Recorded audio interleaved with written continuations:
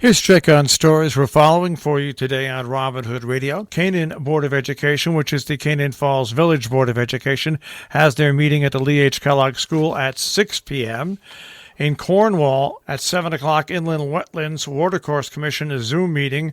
At 7:30, the Board of Selectmen, also a Zoom meeting. Details at the Cornwall website. Flu shots are available coming up October 7th, 14th, 21st, and 28th from 9 till 3 at Salisbury Visiting Nurse Association, Salmon Kill Road in Salisbury. A clinic will be held outside, weather permitting. To schedule an appointment, 860-435-0816. The Board of Education at Kent Center School has their regular meeting coming up on Wednesday, October 7th at 5 p.m. In Dover, the Zoning Board has their regular meeting on Wednesday, October 7th at 7 p.m.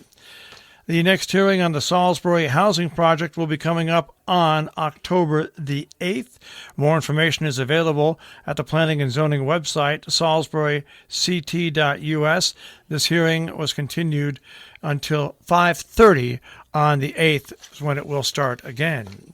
The Town of Northeast Town Board has a meeting on October 8th, 7 p.m. until 10 p.m. In Sharon, the Sewer and Water Commission has their meeting on Thursday, October 8th at 7 p.m. A local fall craft fair happening October 9th and 10th from 10 to 4, 280 North Elm Street in North Canaan. Support local crafters, makers, and artists, sponsored by the Berkshire Makers Association. Household Hazardous Waste Collection Day is happening for the northwest corner of Connecticut, October 10th from 9 until 2 p.m. at the Torrington Middle School. Participating towns include Cornwall, Norfolk, North Canaan, Salisbury, Sharon, Torrington, Winchester, and others. You get your permit from the town hall. The Northeast Millerton Library Holiday Craft Fair, usually held in the annex just before Thanksgiving, will instead be held in open air of the Library Memorial Garden on Saturday, October 10th from 10 until 2. The Sharon Ambulance Pancake Breakfast Takeout is coming up October 11th at the Sharon Firehouse. It's Sunday from 7:30 until 10:30. $7 per takeout includes pancakes, French toast, eggs, potato, sausage, bacon. Pre-orders should be called in at 860-364-7427. Note pickup time on the half hour if possible. Social distancing and masks are required. October 11th, Little Shop of Horrors, a drive-in movie event at the Sharon Playhouse to benefit the Movie House in Millerton, New York. Gates open at 6, introductions at 7, movie begins at 7:15. Frank Oz will be the special guest with an introduction. Tickets are per car. 52 cars can be parked. For more information, SharonPlayhouse.org or themoviehouse.net. In other stories we're following for you today, Quest Diagnostics has announced a new at-home COVID test kit. There are a few new tools in the fight against the coronavirus pandemic. More testing is now available. The kits can be done in the privacy of your own home. Quest Diagnostics will be selling the at-home kits. Quoting here, this offering is actually a really important offering because it provides access to individuals to high-quality PCR testing, end quote, according to Jay Walgmuth, Quest Diagnostics. If you want to get a COVID test right now, you have to go to a hospital or a healthcare facility. Quest Diagnostics has come up with a way to test in your own home. They are nasal tests, and the specimens can be returned in a FedEx envelope overnight, which are then brought to a Quest lab. There's also another option to buy an online kit and take the specimen to a drive-through pharmacy at a nearby Walmart. To get the test, you have to order it through Quest Diagnostics website, and that website is questdiagnostics.com/home/covid-19/ACTIVE infection.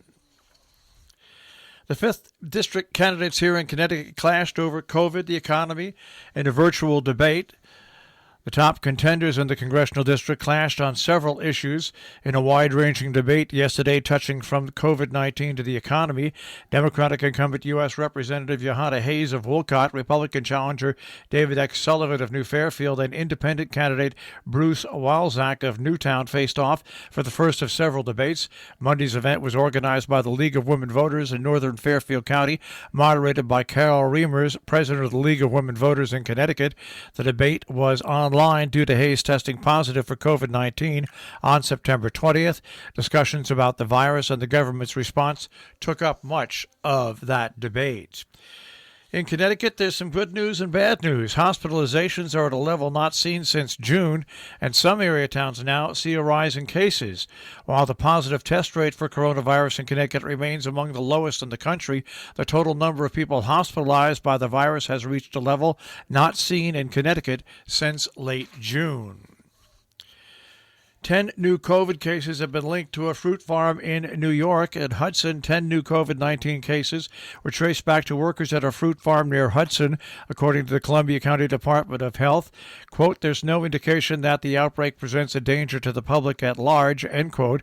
The 10 people who tested positive live in a single home used by workers who do not live on the farm. The farm does not operate a market or otherwise interact with public.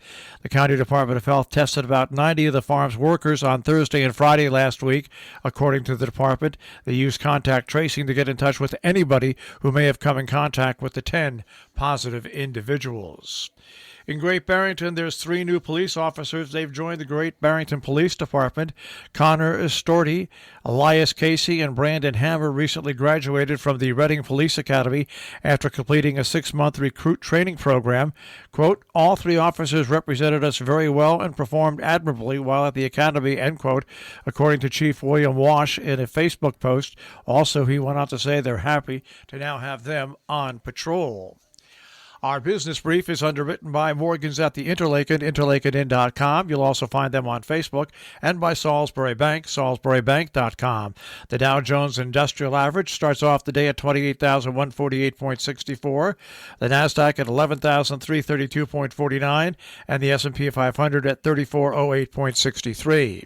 We'll take a look at the tri-state forecast. That'll come your way in just a few moments.